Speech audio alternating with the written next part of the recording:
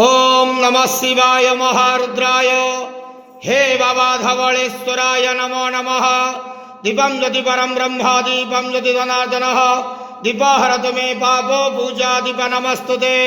धवलेश्वर महाप्रभु संसार सुखी रखंतु। आज ज्येष्ठ मासर शुक्ल पक्ष एकादशी शुभ शुक्रवार रे समस्त श्रद्धालु भक्त मान को आशीर्वाद करंतु। मनस्कामना पूर्ण करंतु। कर्म क्षेत्र उन्नति करंतु।